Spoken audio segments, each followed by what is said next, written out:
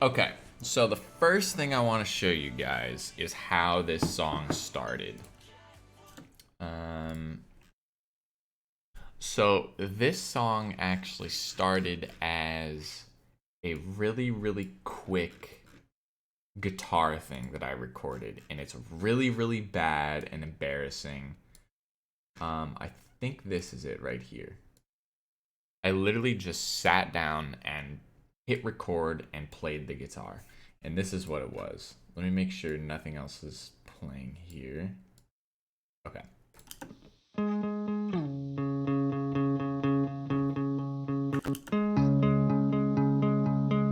This was all it was. See, I messed up. Like, it was just so rough and so disgusting. And I, like, the only thing I cared about was, like, okay, this is where the verse is gonna be. And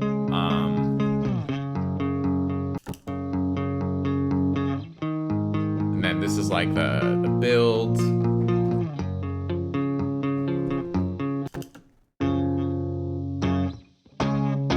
And then this is, like, the drop. Like, what? What is going on here?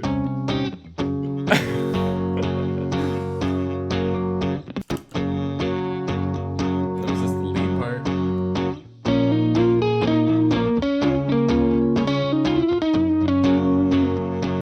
So that was like... that was the idea I had for the lead.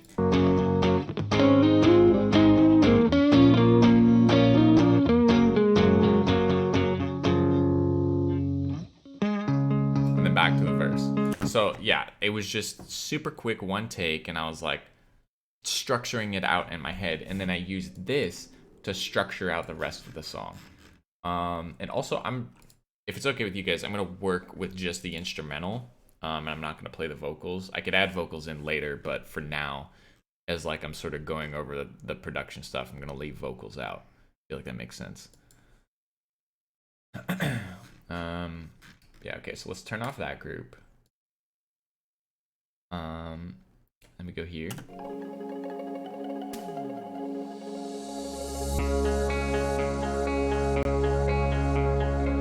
So let's find this guitar. This project is also a mess, so you're gonna see me doing this a lot. Where's my guitar? Oh.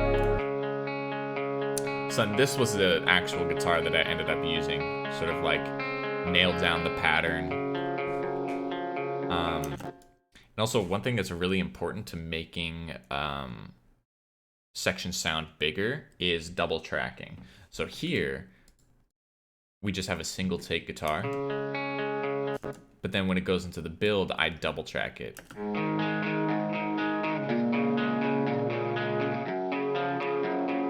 So it sounds super wide and filled out. And yeah, so that's that little guitar part.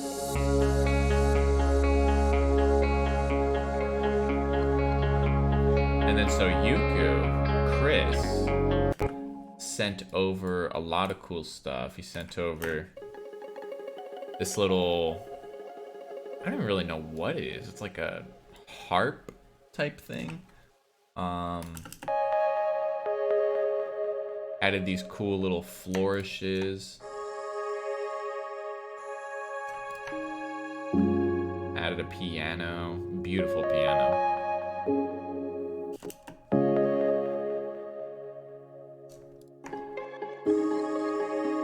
He added this like arpeggio.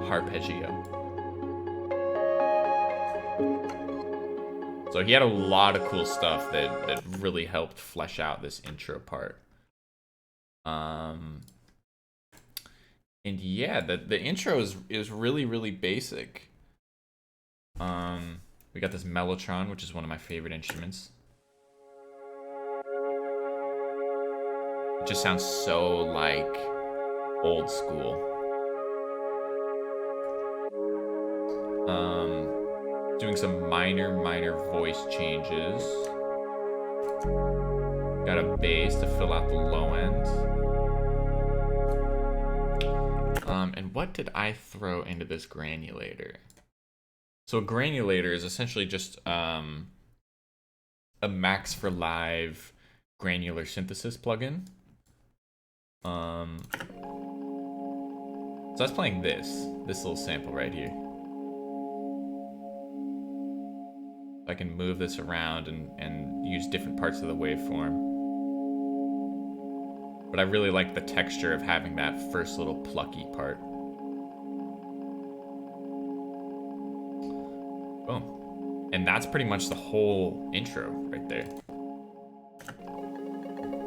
So all that together.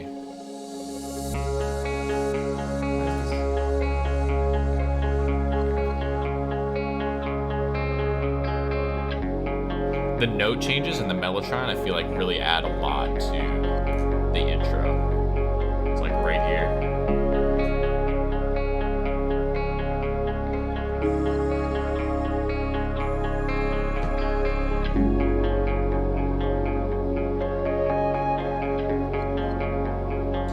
Then we go into the pre.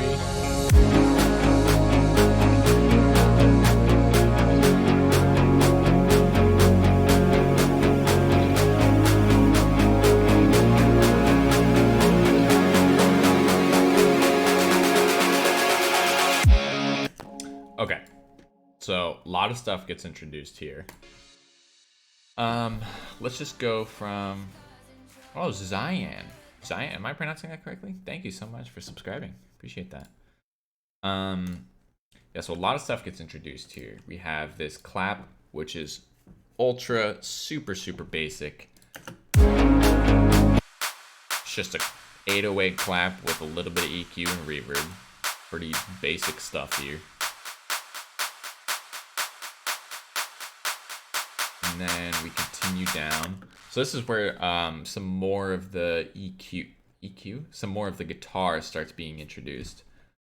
So I recorded these guitar chugs right here. Oh, this is a higher end part that's sort of used to fill out the spectrum of the song a little bit more. Because it's a little bit like, this is my first time working with like punk guitars, like pop punk guitars, and it's really, really hard to work with. They're like so difficult to work with distorted guitars. So I just tried to find anything I could to sort of fill out the high-end spectrum a little bit more. But where are my chugs? I think here they are. Nope. This is another little high-end thing here. Oh. Yeah.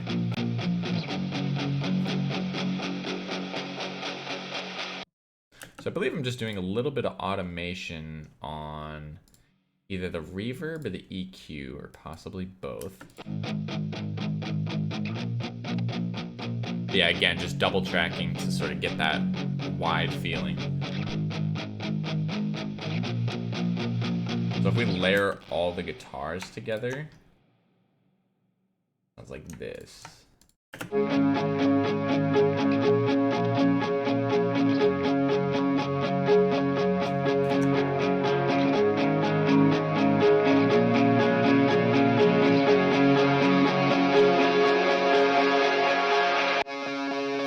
And then it goes into the drop right there. But yeah. And then what else do we add here? Oh, we add this really cool 80s patch. I think you guys are really gonna dig the way this sounds. This is like my favorite part of this track, is this section right here.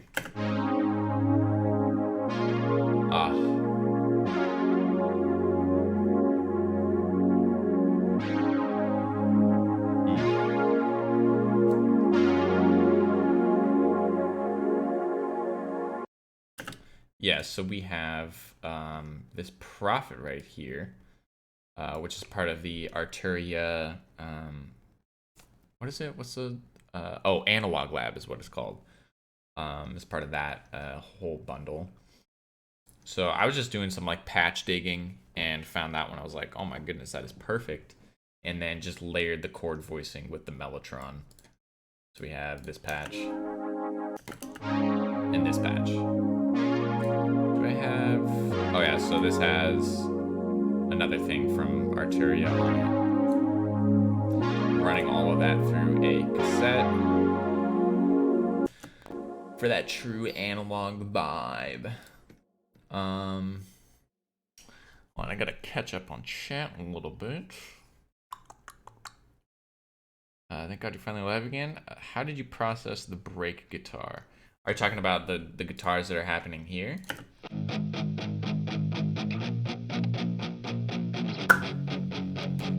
Because if so, I'm using a really cool plugin that I recently found because I was like, I don't know how to make pop punk guitar. What's the best way to go about it? And so I literally just I typed into YouTube pop punk guitar tutorial, and this plugin came up. It's a plugin called Spark, which has a lot of really, really cool features. You can basically emulate different mics as well as mic positions from the cabinet. So you're able to literally position the mic wherever you want in regards to the speaker. We have a standard like TS-808 stomp box. I think no, okay. So I usually throw chorus on, just to make it feel a little bit wider. But I didn't with this particular patch. Yeah, this is like the best like amp simulation I've found so far. Yeah, really big fan. Oh, you meant the ARP one on the high end one. Okay, so there's a few. There's this one, which I think. Okay, so this has guitar rig. I think it's just a random patch that I found. This loads.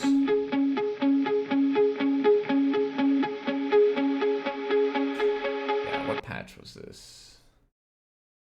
Oh, Basic Citrus for that. And then for the other one, I believe it's also guitar rig. Yeah. I think this is a bit more of a distorted one. Nope, also Basic Citrus. Yeah, so that's this one right here. Which, without effects,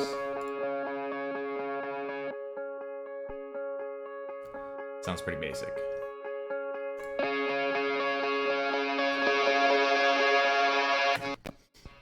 And then here, I also have this, I have this single note that I ended up reversing, which is just guitar. So I wanted it to sort of sound like guitar feedback there, like leading into the drop. I thought that would sound really cool. And what is this part playing?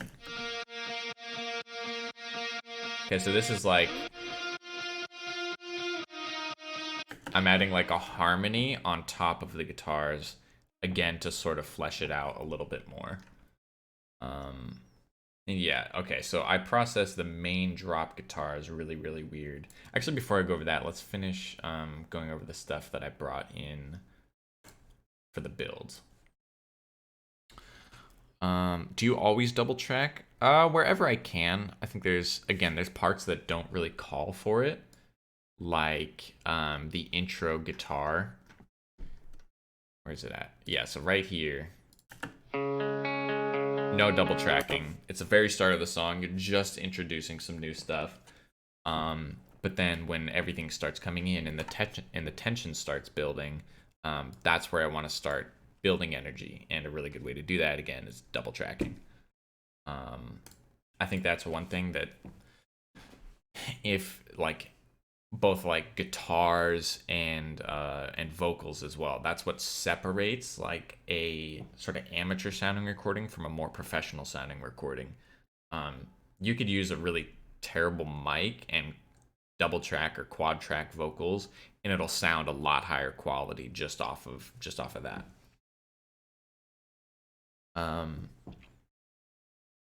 Do you prefer Strats or Tellies? I personally have a Stratocaster. I've never used a Telecaster, so I can't really say which one I like more. But I really like my Strat. I think it's one of my favorite guitars to use. Can you double track with software synths or just recorded instruments? It's a little bit more difficult, but if you had like one patch that you play a part on, I guess you could like duplicate it and slightly alter the patch. because you don't want it playing the exact same thing. Otherwise, you'll just have phase issues, or you won't have anything at all. It'll just sound really weird. Yeah, you could, but it would just take a little bit more work rather than just playing the same part twice, because humans aren't perfect, and that's the beauty of double tracking. What else do we have here?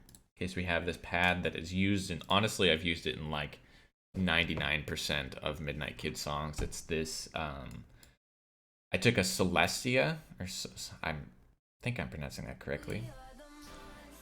Oh, thank you for the sub. I Haber14, which I've said your name before, and I probably butchered it just as bad. I apologize, but I appreciate that. But yeah, so this is a Celestia playing a C major chord, and then I threw it into a program called Paul Stretch, which, if you've ever seen those videos where it's like Justin Bieber slowed down 800%, this is how they're doing it. So this just sounds like this. I could extend it out so you can hear the rest of it. Oops. Just delete the automation for now. Yeah, so super cool high-end pad that I use for a lot of stuff. What else do we have here? We have this build sound. Oh, my computer's breaking. Well, let's close out of some stuff here. Okay, well, you're gonna see my Twitter. Rip. Yeah, Paul Stretch is the plugin. Oh, I'm closing out of stuff. Boop. Don't break, please.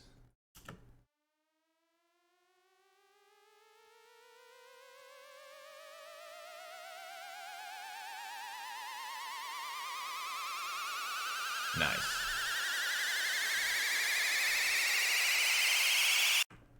Okay, so my build sounds are really, really basic to make. You basically just take one macro. You could do this in any plugin. You take one macro and you throw it on pretty much everything. So this patch right here, if I come back to here.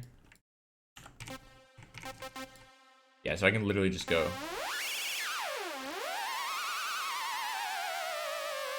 And it sounds really silly when you play it by itself. But yeah, you just throw it on the pitch, throw it on white noise, throw it on the vibrato, throw it on everything. Yeah, really basic build-up patch. Reset automation. I have anything else playing? I think I had this bass sound.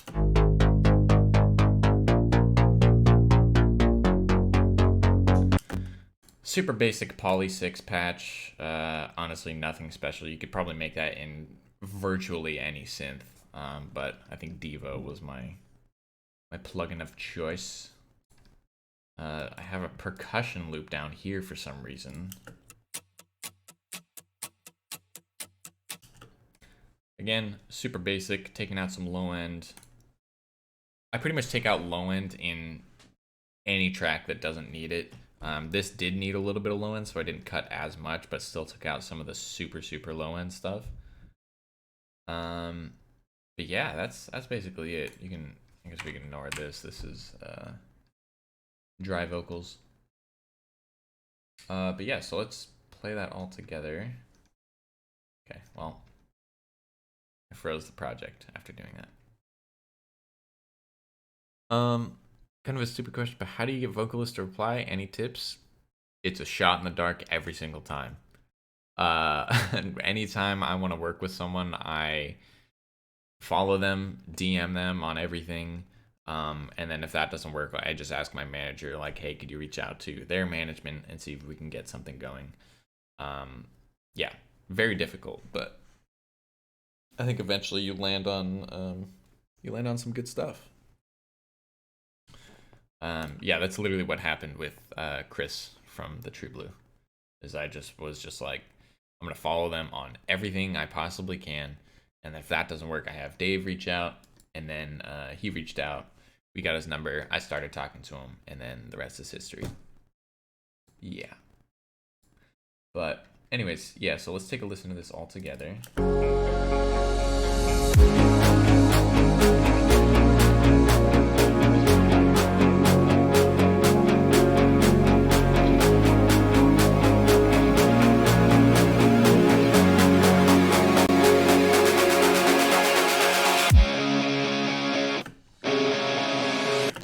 But yeah.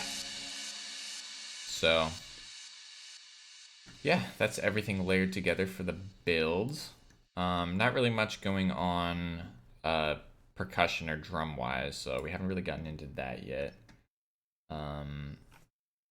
Yeah, the next thing I'll show you is the sort of main guitar layer, which is 2 parts. So this was the very first patch that I ended up working with. Again, double tracked.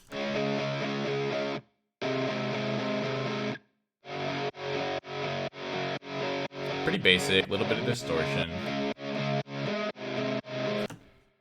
And then this was my second go at processing.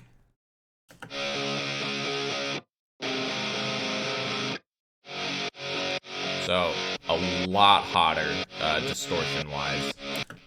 Super cranked, I believe. Yeah, so this one is using Spark. Whoops. Yeah, so we have the gain cranked. We got a stomp distortion pedal. And so I didn't like the way the first one sounded, which is why that's what prompted me to do the second iteration. And then the second iteration sort of felt thin by itself, and so I just ended up layering the two together.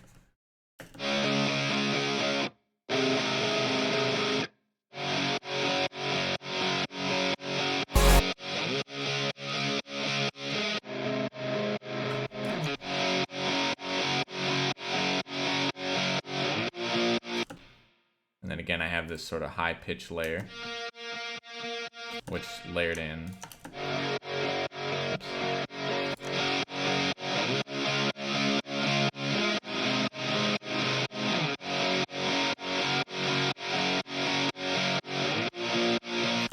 So that's sort of adding that that third harmonic on top, give it a little bit of emotional depth.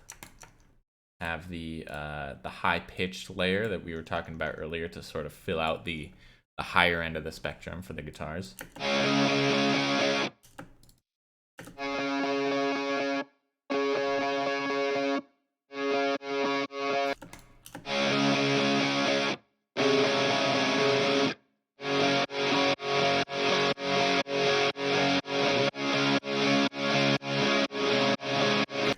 So yeah, that's most of the guitars, and also it's what makes up most of the chord stack. I wanted to avoid just doing like a standard regular super saw chord stack, and I think the characteristic that a super saw has that is closely related to distorted guitars is there's a lot of like noise. Like that's what's filling out most of the spectrum. Is there's so much going on that it ends up turning into this airy sort of noisy chord.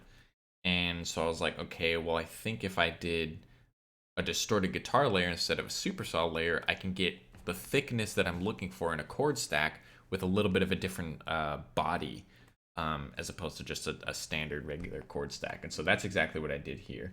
I think I am layering a little bit of a super saw here. So I still have one in there.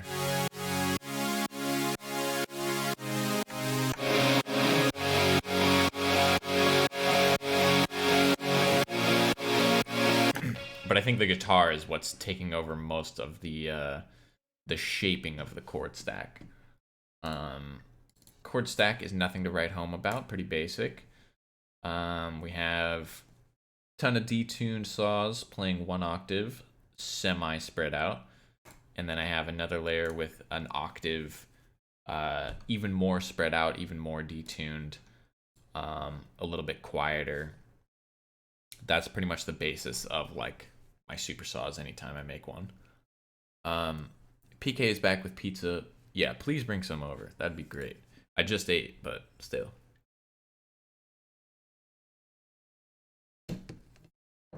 What else do we have here? We've got the low end layers of the chord stack.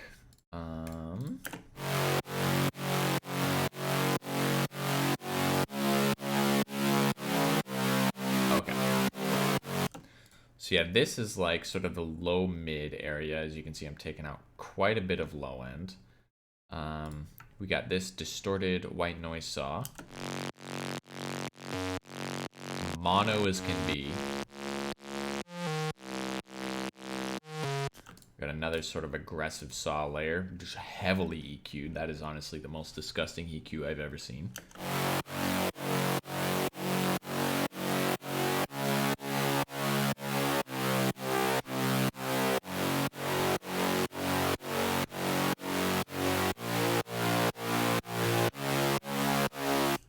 And then we have the sub.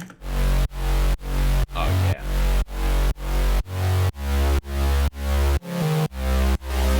Layer with the saw.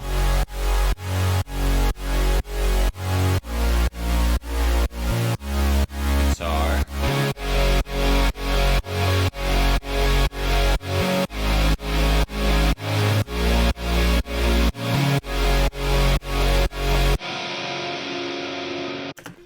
And so the drop is coming together.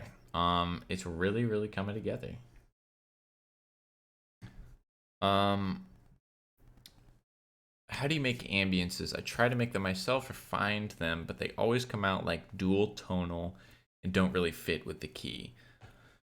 I'm not totally sure what you mean by dual tonal. I mean, there are, like, I feel like a lot of what makes up my ambiences are what I call like constants, which is stuff like this, which I showed a little bit earlier.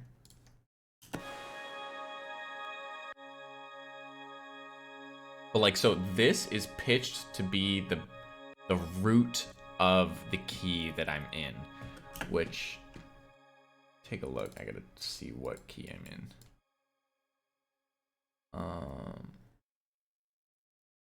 I believe I'm in C sharp major. So this is playing a C sharp major chord, which means it should be, yeah, it's pitched up one semitone.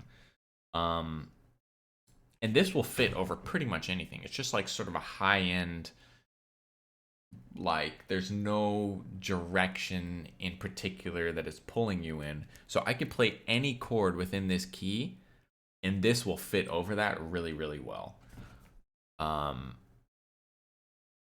Dual tonal, I meant like whenever I transpose it, it has like two notes playing at one time. Yeah, I mean this is a whole ass chord. There's like some really interesting voicing going on, but it still works in the key because it's playing the key root. And it's like probably some music theory stuff that I can't explain super well because I'm not a music theory person. But yeah, just finding little stuff like that. I also have this little plucky note thing.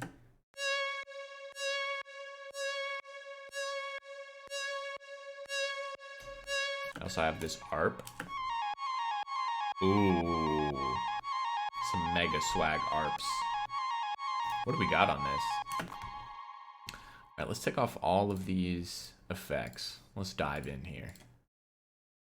Okay, bass patch, mellow lo-fi lead in the Tau plugin.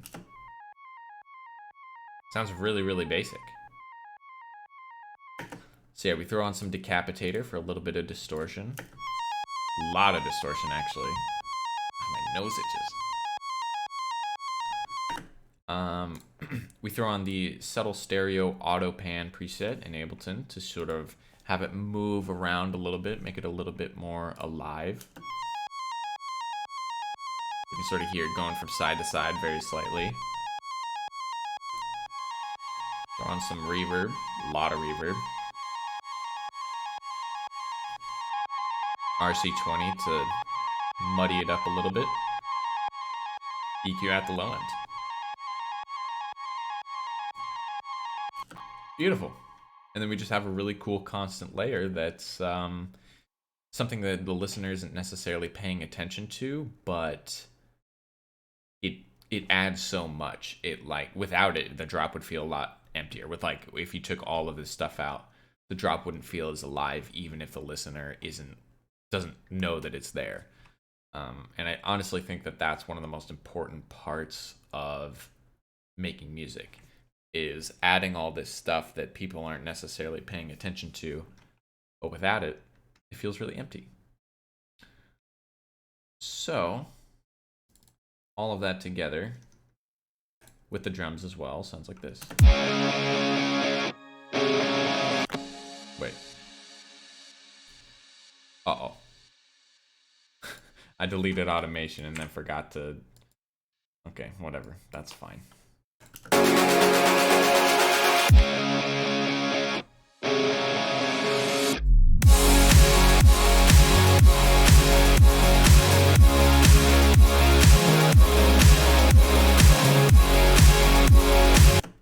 Cool. So let's talk about the drums a little bit. Also, one thing to note is that this song was mixed and mastered by a third party. So what you're hearing is my version of the mix. And so if you hear things that are slightly different from how it sounds from the actual version, it's because this is my reference mix that I sent over to the mixing engineer. Yeah, so let's dive into these drums real quick. I guess I should sort of explain my template a little bit, which I use for pretty much any project that I'm starting.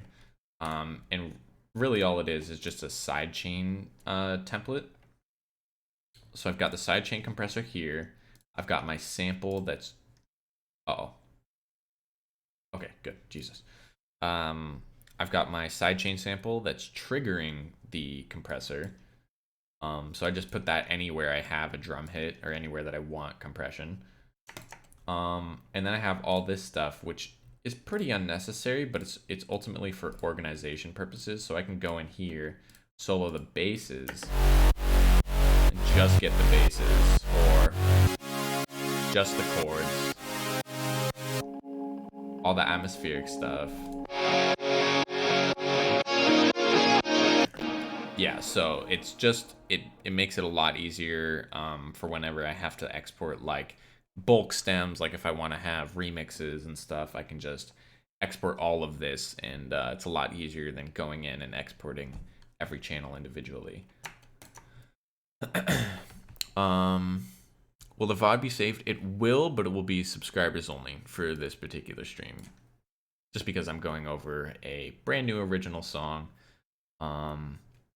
Figured if anyone can tune in, they can see it for free, but if they want to go back, then it'll be subscribers only.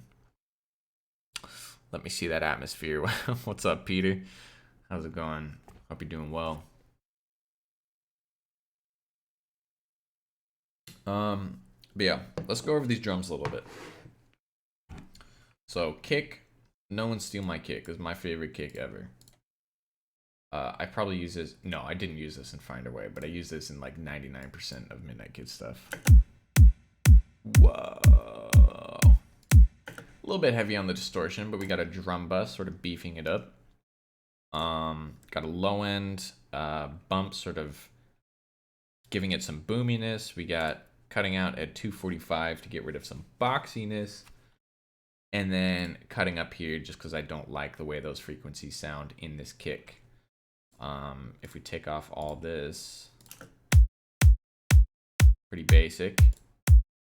EQ comes in, cleans that up a lot. Drum bus adding a ton of distortion. Putting reverb on a kick because I'm a menace to society. Open hi-hat. Every beat. I don't know why. Oh, I'm not even using that. Wait, where's my actual open hi-hat? There we go. I was very confused because there was no processing on that. Again, super basic processing, removing a ton of the low end because it's a hi-hat. You don't need any low end in a hi-hat. Peter, thank you. I appreciate that. You're such a doll.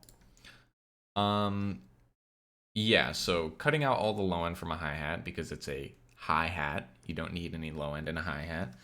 Adding a little bit of reverb to simulate room. And then, yeah, layering that on every beat, sort of adding some airiness. Let's check out this snare. What are we doing here? Big boy. This is a big snare. So here, I use this snare that I made when I was remaking some of the band Camino's stuff. I was like trying to figure out how they did their guitar tones, how they made their drum sounds. And so I just yoinked this snare from that project and used that as a main layer for this. So this is a little bit more processed towards the electronic side. We have a drum bus again, doing a little bit of transient shaping, adding a little bit of drive, doing some interesting EQ stuff. I think just cutting out where the low end was. Oh, thank you, Amite. Really appreciate that. You've subscribed for 2 months, currently on a 1-month streak. Keep it up. You're doing great, sweetie. But yeah, so that's like making up the main layer of this. We have a clap. Again, taking out some of the low end stuff just because it isn't really needed there. I think this is a snare that I made, which I usually use. Oh, thank you, Peter. Really appreciate that. Yeah, go and steal all of my stuff. I highly encourage it. I hope you learn a lot. Really appreciate it. Have a good one. Yeah. Ooh, 28 below zero gifting a sub. Oh my god, is there gonna be a hype train? Let's go. I don't really know what that means, but that's huge. But yeah, this snare is I usually use it as the main body for like most of my songs, but I really like the clap tail of it. So you can hear if I take this EQ off. That's like a really, really big snare. But I just wanted to layer that with this snare. Then we just have like a super big, roomy 80s clap snare thing that just exists. And then, yeah, so I'm doing quite a bit of processing on the group of this snare. Of course, adding a vintage verb, simulate room a little bit. We're using a VCA 65 from Arturia. This is a compressor.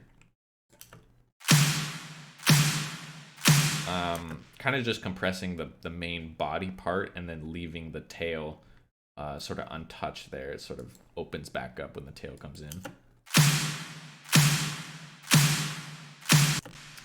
Adding an EQ that's slightly boosting where the transient is hitting. Taking out some of the middle end and then boosting in the super high end. And then what are we doing here? Oh, okay, so we're taking out, I guess there were some resonant frequencies in this snare that I were really bothering me. Let me see if we can hear the difference here.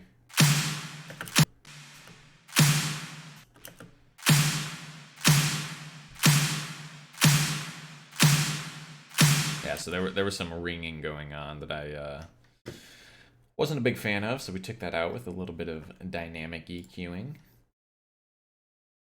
And then got this crash cymbal here, which went a little overboard on the effects here, but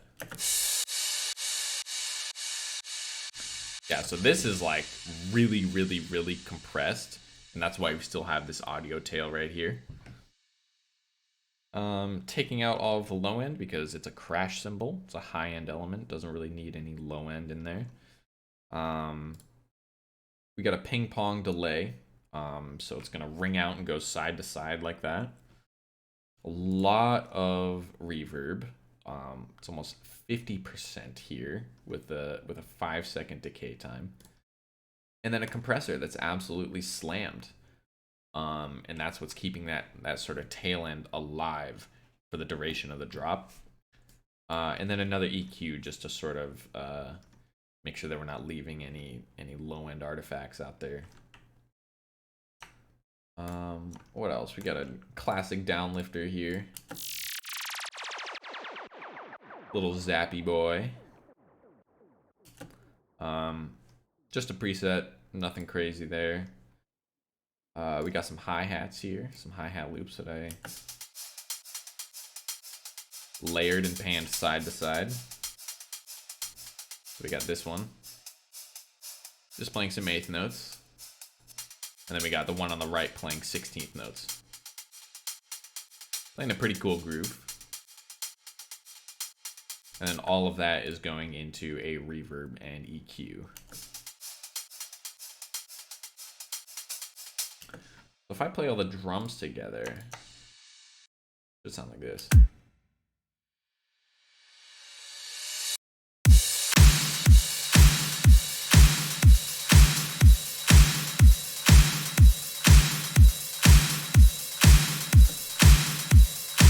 Yeah.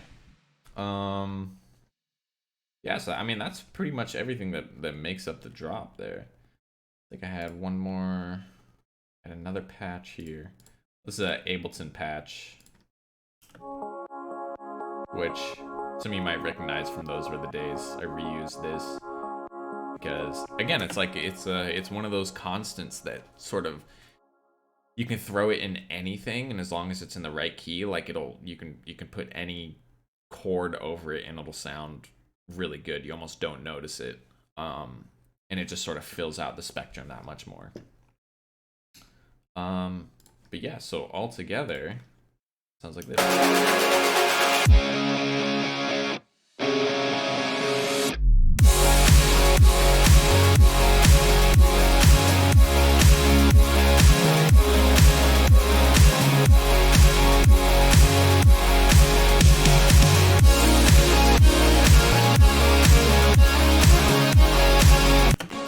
Okay, let's go over that guitar lead right there. Sheesh. Okay. So this is double tracked, but there's 2 layers. Okay, PK. I see you. Now you just make me jealous because I don't have any pizza. Yeah, so there's 2 layers here. We got this first layer.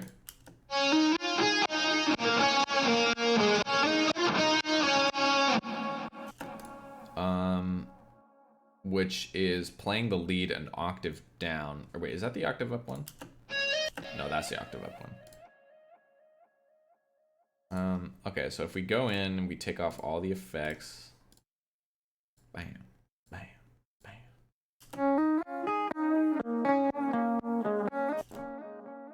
Wham. Yeah, so there's some more stuff here. I'll just group this. Take that off.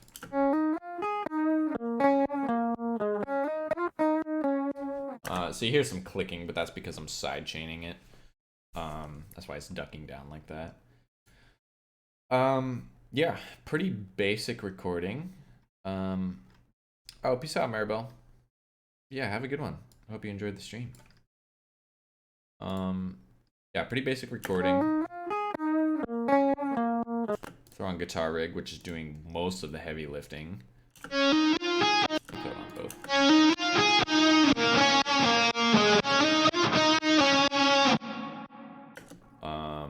Throw on a little bit of EQ, a lot of EQ actually. So this is where the struggle of distorted guitars, like mixing distorted guitars comes in, is when you introduce a lot of distortion, it introduces a lot of overtones, and in turn introduces a lot of frequencies that just do not sound good, that shouldn't be there. And so it's your job to go in and sort of surgically remove those frequencies that don't sound good or are really harsh. And so that's exactly what I'm doing here, is I'm taking out all of this stuff that is just way, way too aggressive.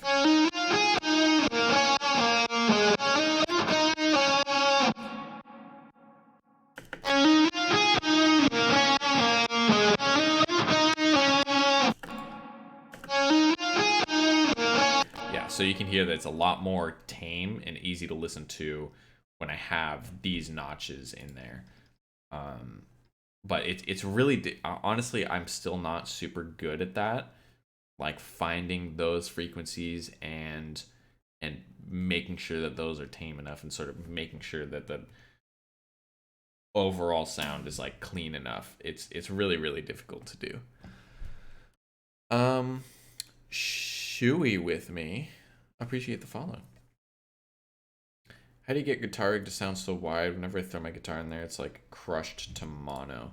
I think there is a guitar, like a mono version of guitar rig. Make sure you're not using that. Not sure what I'm doing. I mean, I do have a reverb on here, but again, it's also I'm double tracking. So even if it was wide, I would still be double tracking this. If I go in here,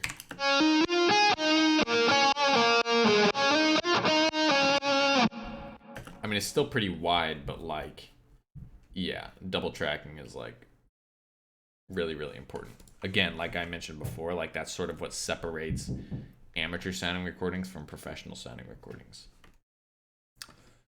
Get you Oak Sound Soothe. Yeah, that's one plugin I've been meaning to pick up. Soothe would be crucial. Crucial for sure. Okay, let's go back here.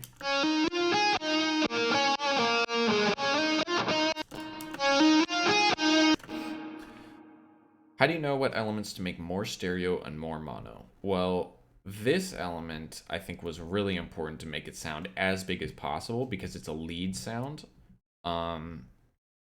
And so I want it to be as wide and as massive as possible. And yeah, not only did I double check it, I also layered an octave up as well.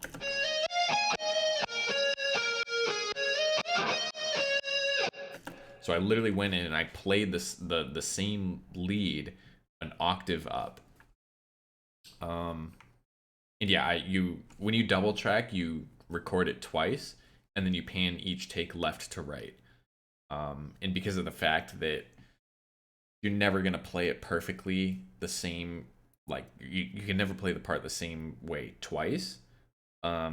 You'll have these little inconsistencies, and that's what'll make it sound wide.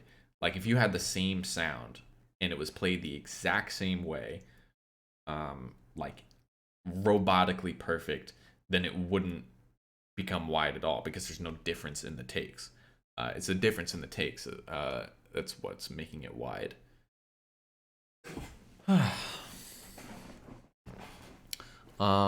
Any advice on chord stacking supersaws? Oh, Augie Apex, thank you for the sub. Really appreciate that. Thanks for joining. Yeah, again, I sort of went over the chord stacking process here, but I think the best way to keep in the best thing to keep in mind is to separate your layers into different frequency ranges. So I have like a sub bass where I have just one thing going on. It's very important that you only have one sub bass. Otherwise it gets really muddy and gets really weird.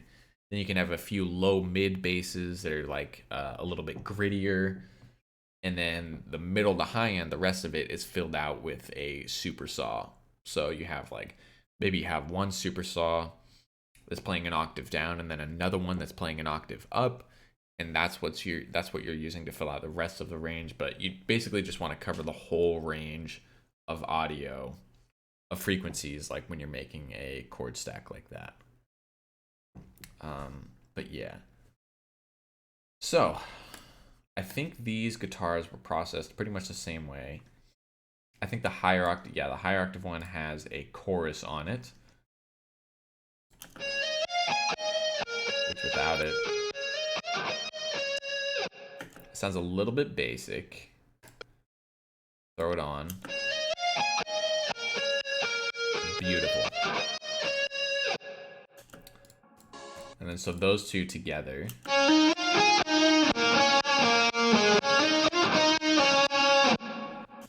already sounds pretty massive. And then if we go here, go one by one. We got a cassette, which is introducing way too much noise.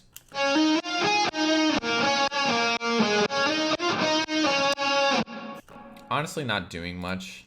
The gate is there to reduce noise in between notes, or I think just overall, because I didn't want the noise playing in like this section here.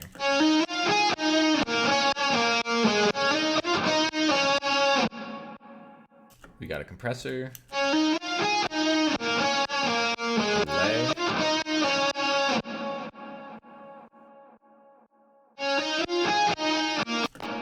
Yeah, that's pretty much what's making up that that whole lead. And then in context,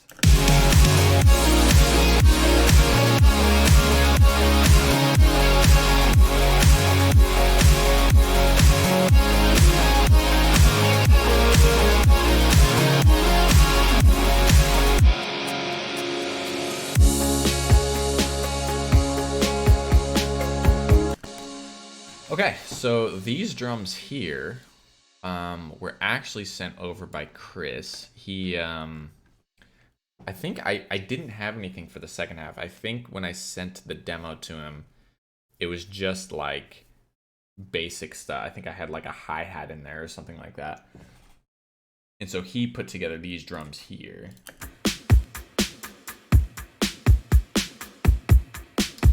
Which honestly sounded great out of the box. Let's turn off these EQs, turn off these drum buses. I think all I did is I sort of beefed them up a little bit. These are like pretty basic drum machine loops. I threw on these drum buses.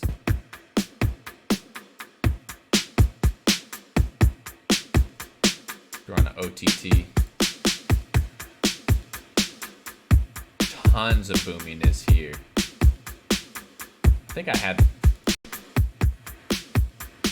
was trying to do some stuff with this console that I got, but ended up not using it.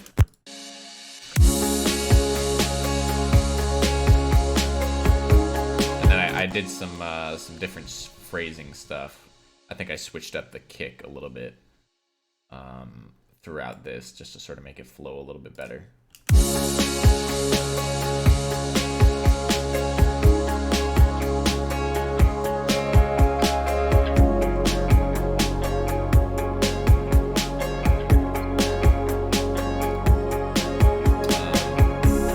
Brought this ARP back in for the second verse.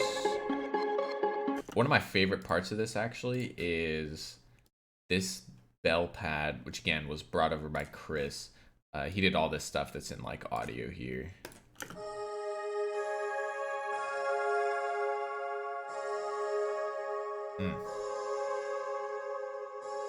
Honestly, I gotta figure out what that is because I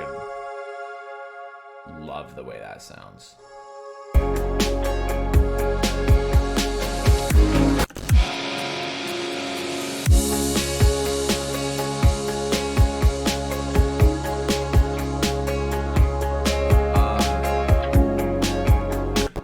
Otherwise, the second verse is mostly just the same as the first. Isn't that like second verse same as the first? That's like a thing that people say. But it really is. It's pretty similar with the exception of these drums that are added. But that's kind of what you want. You want to have like that familiarity, but you want to introduce something new, like a new instrument, or in this case, it was these new drums right here.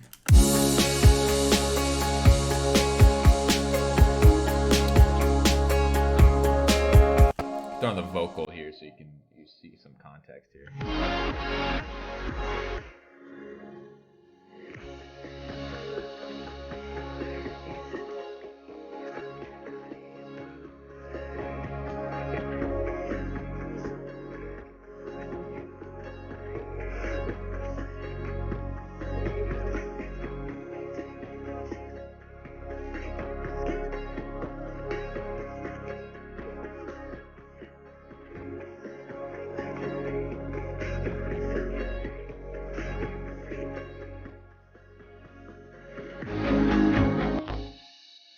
Here,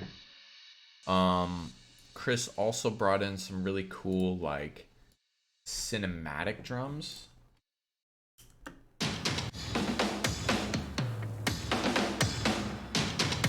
Which I think this is part of a contact library. I recognize the damage name.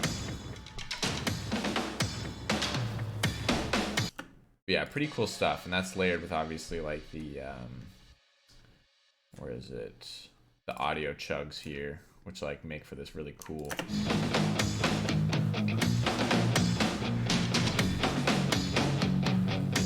Super pop punky vibe. Got a reverse kick here to end things off.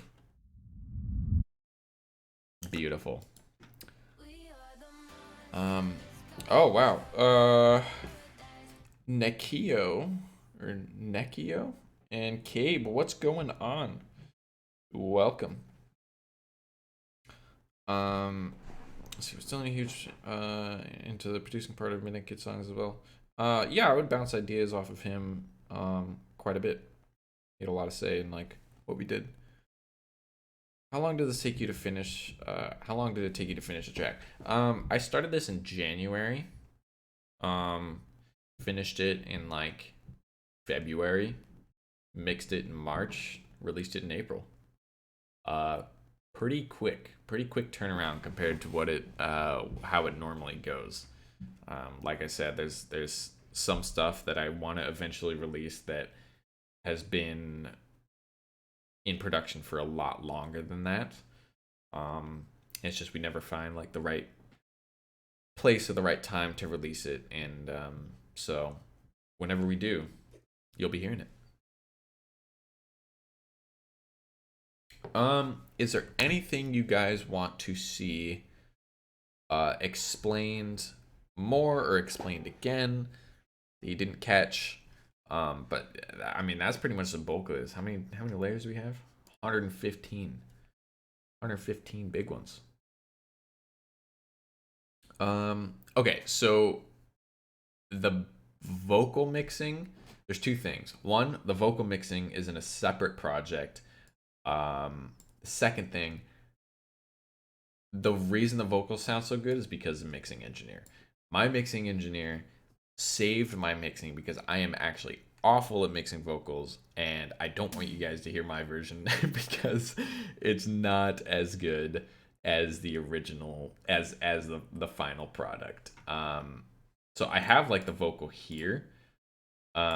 This is like the mastered version. You guys can hear it. Yesterday I found an old picture I took of you back in the dorm. That sounds amazing, but I don't know why, and I don't know how, because vocal mixing is so difficult. I don't know why it's so difficult. I think the three most difficult things to mix like ever, and I'm still learning a lot about, are vocals, acoustic drums, and distorted guitars. Is there any chance you can show the raw unmixed vocals? Fuck,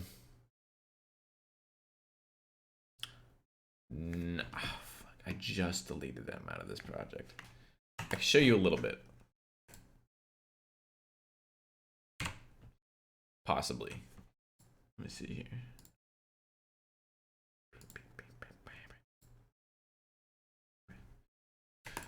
Baby, I do all the time.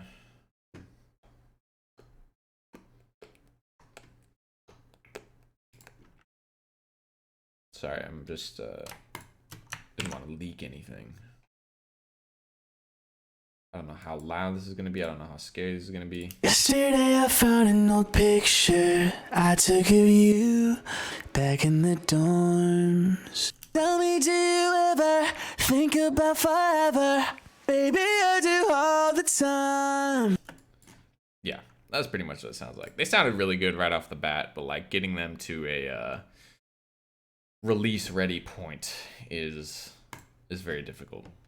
I had to like go in. One thing I did do in relation to the audio, or in relation to the vocals, is I went in and every like S syllable or T syllable, I I had to go in and like manually lower the volumes of those. So I would like go in, hold on, let me change the screen back. I would go in, be like, okay, this is too loud. Gotta go in, crossfade this, and then go and lower the volume of that to make it sound, to just like fix the stuff that compressors didn't pick up. And I would go in and do that for every take. So that was really, really time consuming, really, really annoying. But that's the kind of stuff you got to do to make vocals sound really good. The song and the Congratulations remix were awesome. Looking forward to hearing more of that guitar in future songs. Hey, appreciate that. Yeah, I would I'm really excited to sort of incorporate more guitar and more of like my personal influences in Midnight Kids music, because I'm such a big fan of like old pop punk, and I think that and where Midnight Kids is at right now sort of exists harmoniously, if that's the right word. And I think Out of Time is like a good step in that direction. It sort of is the beginning of blending those two worlds together, and I think it came together really well. What pickup do you use on your guitar? It depends. Thank you, Cad Jr. For the follow. I use the neck pickup for, or wait, is it bridge pickup? I don't know the actual names. Whatever one is furthest to the left, I use that for rhythm stuff, and then the bridge pickup I use for the leads. I want to get the MK logo tatted on me. You are wild, sir. Hey, thank you, PK. Really appreciate that. It blows my mind, and I think about this every once in a while, where like Midnight Kids has had enough of an influence on people to get that permanently imprinted on your body. I think that is absolutely incredible. And if you do it, I hope to see you at a show and you can show me the tattoo, and I'll be like, oh my god, this is incredible, and I'll probably take a picture of it and freak out and post it on my personal.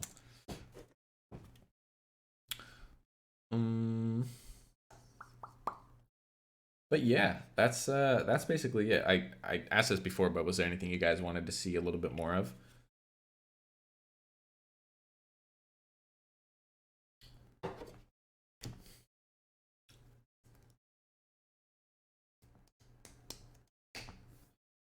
Do you tend to sidechain everything in the drop the same amount, or do you increase the sidechain the lower you go down in the frequency range? Everything gets sidechained the same amount. I do this thing that's kind of weird where it's like, I guess technically like a double sidechain. Like if you go in here and you go look at the guitars. So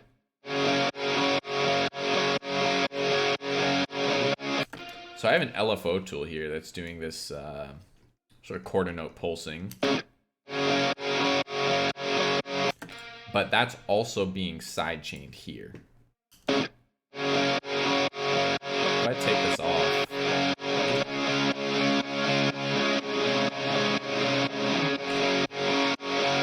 you can hear the difference there.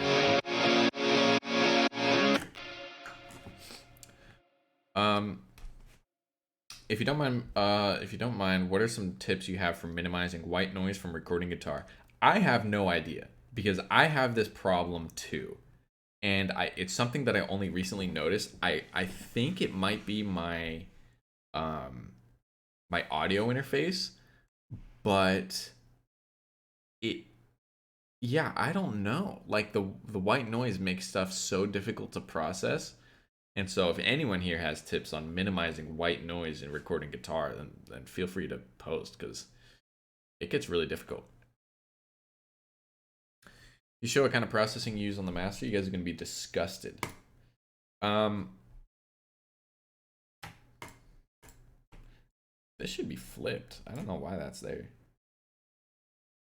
We have OTT on the master, boys. We have OTT on the master. Are you kidding me? I used to produce on Mac, but I currently produce on Windows, which is also why I can do this track breakdown for you guys, because it's so much easier to stream. Someone is yelling in the hallway. Is that a dog?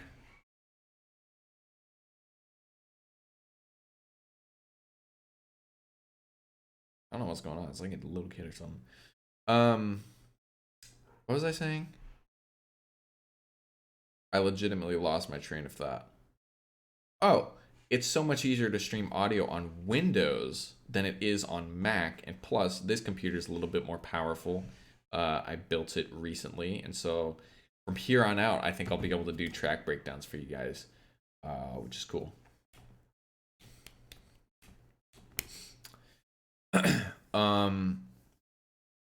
But yeah, so this chain that you're seeing, utility, OTT,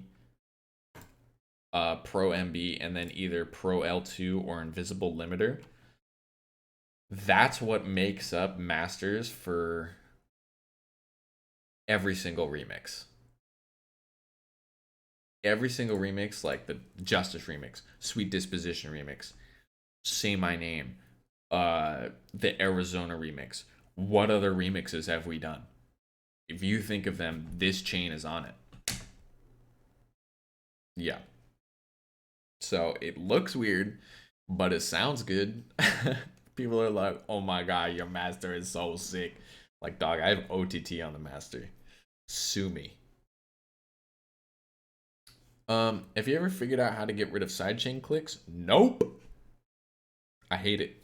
It's so difficult. I mean, let's take a listen here. Let's take a listen to the sidechain channel. Pretty gnarly click there at the beginning.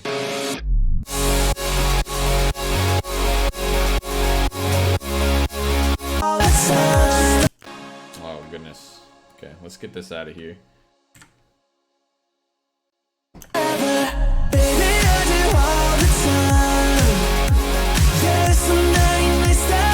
Okay, so that's why it was there, because I wasn't even using it.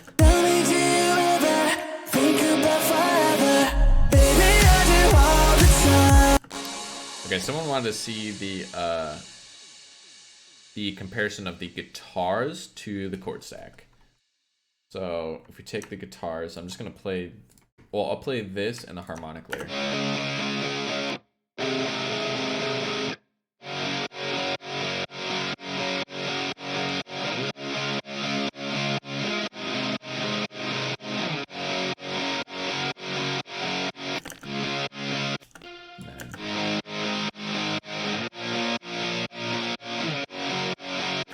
And then the chords are playing.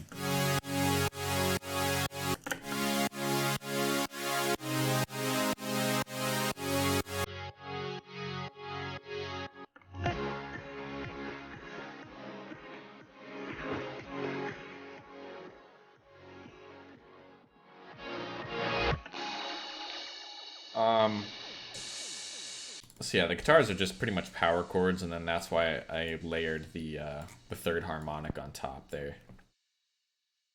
Are the guitars really pretty much in replacement of the mid bass? Yeah. Also, why my camera's like pulling a Nick Merckx right now. Yeah, the guitars are pretty much just a replacement for the mid-range body of a chord stack. But like distorted guitars and supersaws, I feel like take up the same amount of space. So I figured, why not replace a supersaw with distorted guitars, and then that way I get like a really unique sounding chord stack, basically, where like it still sounds electronic, but it's made up of organic elements. But yeah, nothing too special. I got a guitar rig on one channel, which is playing this. And this was originally the main layer. But I thought it sounded too like weird. There wasn't enough middle end. I was like, okay, let me do a second try, and then that's when I made this guitar tone.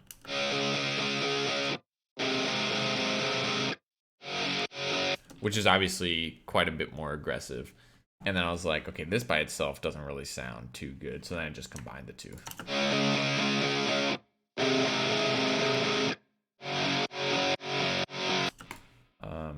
Yeah, guitar rig preset. I think it's just basic citrus is the preset name. Yep. Going through a little orange amp. And then this is the settings for Spark, which is the second plugin that I used. Is there a story behind your name? One night I wanted to start a new project, and so we brainstormed a bit and came up with Midnight Kids, and we were like, yo, this totally makes sense because we're always staying up late, way past our bedtimes. We're just some midnight kids, you know? And so we almost skipped over it, and then I came back to it. I was like, you know what? That could actually be a really cool name. And they were like, cool. And that's how that came about. But yeah.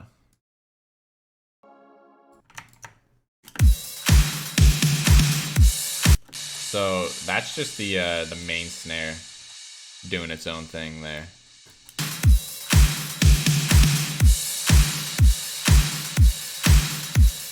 And then there's one in the second drop.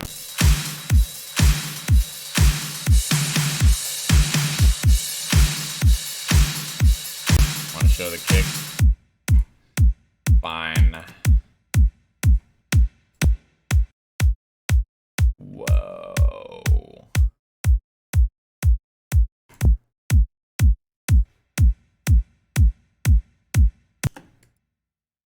Yeah, it's a kick. Want to give us the ALS? I'm going to release the ALS as an NFT.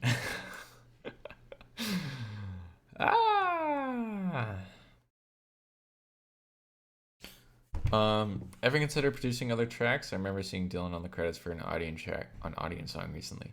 Was it what's it called? I can't remember what it's called. We both wrote that track. I think we're both on the credits of that one. We didn't do any production. We wrote the top line. We wrote the vocal. Over it. Yeah. Over it. Yeah. Yeah, we did do production on If I Left the World by Griffin. That was really cool.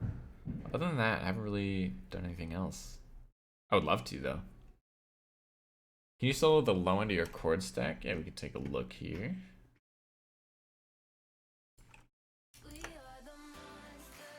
Chewy with me. Thank you for the Prime subscription. Do I get to shill Primes? Yo, so if you guys have Amazon Prime, you can click the subscribe button in the bottom right, I believe, or top. I forget where it is. I think it's the bottom right. And if you have Amazon Prime, you get a free subscription.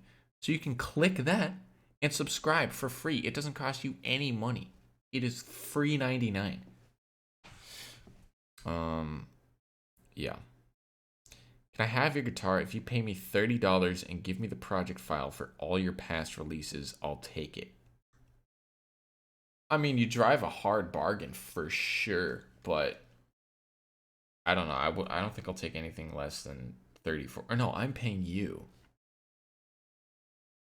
I think anything more than $25 is pushing it. Okay, low end. What do we got here? We got this little distorted bass. It sounds awful by itself. Layered with this.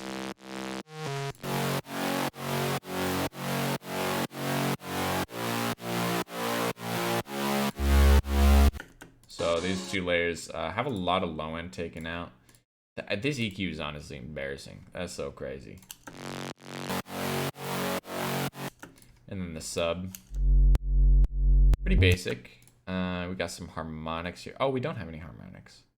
Well, I mean, technically we do because this is like a sine and a square wave. So here, sine wave, square wave. So I just sort of find a nice middle ground.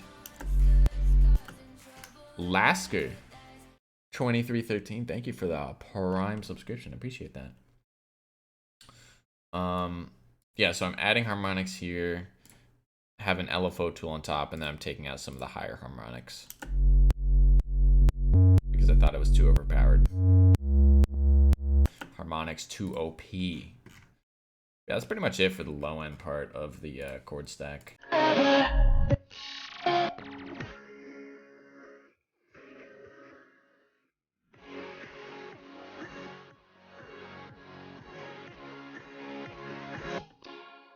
The second mid bass is a preset in Tyrell, which is a really, really sick plugin. I think it's free, but you got to go to like some sketchy German website to download it. It's at like the bottom of this really obscure website. It's always an adventure trying to download it on a new machine.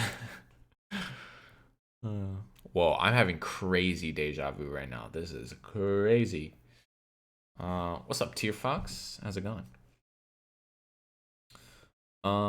What's my music background? I started playing drums when I was 7 years old. Started playing guitar in like 5th grade. Started playing trumpet in 5th grade. I was like a first chair trumpet player. And then started making electronic music when I was 12. And sort of just brute forced learning how to make electronic music. And I really wanted to make like really heavy dubstep, but like as time went on and I sort of carved out like what I was good at, and like those sort of things sort of made themselves present. The thing, Dogecoin is over 31 cents. That's crazy. I don't have any Dogecoin, but I'm happy for the people that do.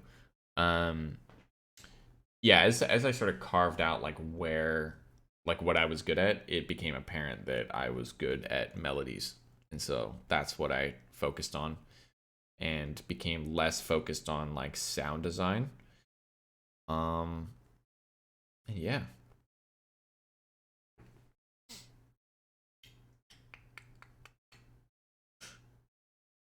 Damn, that is insane. I wonder if it's gonna come back down. I wonder if it's gonna keep going up. Only time will tell. But I know if I buy some, it'll just immediately tank.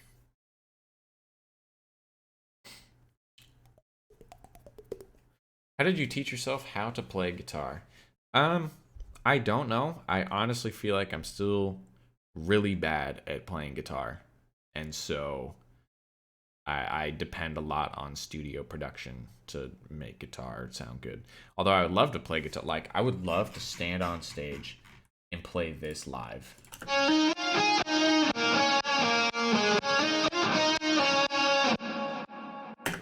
I think that would be sick. That would be so fire.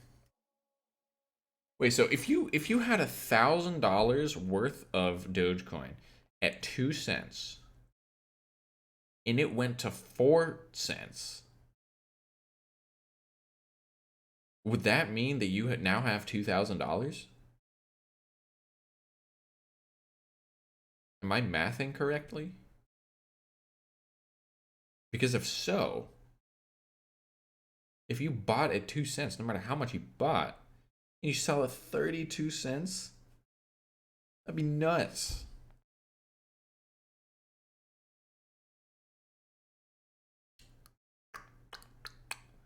Damn, that's fire. I'm happy for you guys.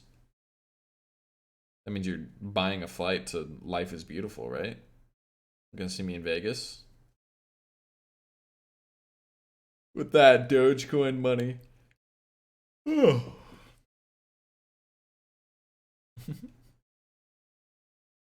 That's huge. But yeah, that's basically out of time. Not really sure what else I can dive into. 3-day Life is Beautiful Pass is sold out. Hold on, I'm gonna open up Spotify. Tell me, baby, if we are out of time.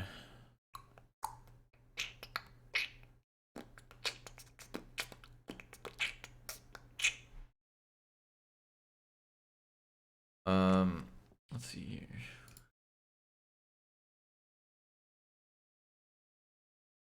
Yeah, I feel like now that like people are talking about it, right? People are talking about the fact that it's up 32 cents. The fact that people are talking about it means I'm already too late. I can't buy in now. I would totally be down to just YOLO my life savings, but not at this point.